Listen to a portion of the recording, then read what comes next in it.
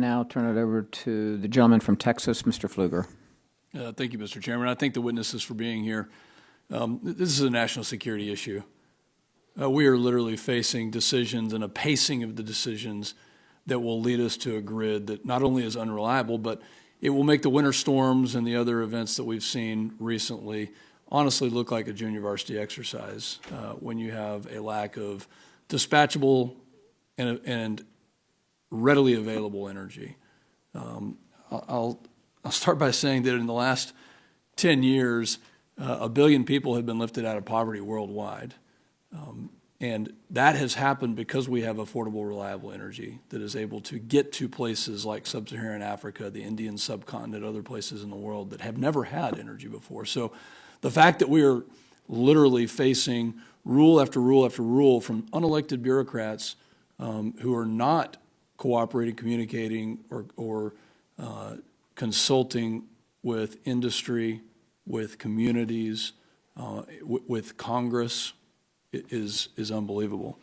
Our current baseload, annual baseload, demands about 4 trillion kilowatt hours per year. And so my question, I'll start with Mr. Nazzi. I really enjoyed your testimony and all of you.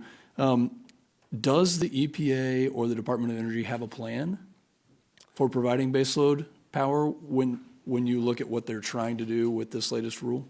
Well, I mean, first and foremost, it's EPA's statutory obligation to evaluate those impacts, but not to do so in a silo. And that is one of the fundamental things that I think you've heard many of us say, is that this thing needs to be rebooted with real consultation, not just with NERC, FERC, but also with the regional transmission organizations and ultimately those who have the sovereign power over the grids, the states. It is the exclusion of the states that is the biggest problem to me as a practitioner, because we're the ones who actually are on the ground keeping the grid alive. As you know, we both experienced Winter Storm Uri. So it's a problem, and so they need to start over, and frankly, before they do a rule, they should evaluate what's possible, not try to rationalize how we might get out of it after they've already cooked the rule. Do you think that they have a plan? And have they done the math? They have models, and I've already said their models explicitly contradict the data and the actual real-world expectations of power plant operators. And it's not the first time. We try to work with EPA to improve their models. I think there's a lot of well-intentioned people at EPA, but the fact is that this rule has a model that doesn't measure up to reality. Mr. O'Loughlin, thank you for that. Mr. O'Loughlin, do you think that the EPA has done the math on what is going to be required supply-wise to meet demand? Well, they've done some modeling, and I would just suggest that they take the time and go ahead and let the independent reliability experts, the ISOs like PJM, NERC, go ahead and do an independent reliability assessment, and let's just see what an independent view of that looks like. A couple of weeks ago, we had Secretary of Energy before this committee, the full committee, and I asked her what the demand would grow to if the 2032 EV mandate took place. And I quote, "It would double." Do we have the ability to service a doubling of electricity demand with this EPA rule, Mr. O'Loughlin? Yeah, we are strained today. We don't. This is not going to enable the baseload capacity that we're going to need to meet greater demand. And oh, by the way, you know, carbon capture requires about 25% of the output of a power plant to operate. Hydrogen is electrolysis. Green hydrogen is a very electric-intensive activity. So those would be further demands on the electric system that we would see placed through this rule. Why are companies shutting down their carbon capture plants, or carbon capture, features of production plants right now?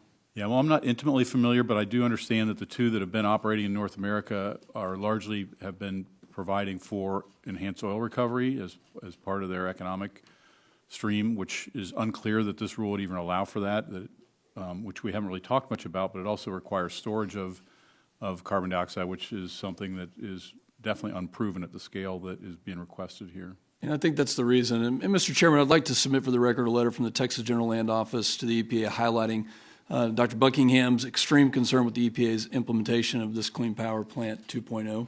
Without objection, so ordered. I just spoke with the CEO, one of your colleagues, Mr. O'Loughlin, just a few minutes ago outside, and I think the answer to this question of why carbon capture is not working is because it's not financially sustainable. It doesn't work. Without the funds and the subsidies, it doesn't work. In fact, the only carbon pollution that I think is dangerous at this point in time is that which fills the halls of Congress with the hot air that comes out and doesn't actually look at the financial and economic impacts to our country. So I appreciate everyone's testimony today. We have to do the math, and if Secretary Granholm is right and energy demand is going to double, then this is a terrible plan that we would not suit our constituents well by not pushing back on it. With that, Mr. Chairman, I yield back.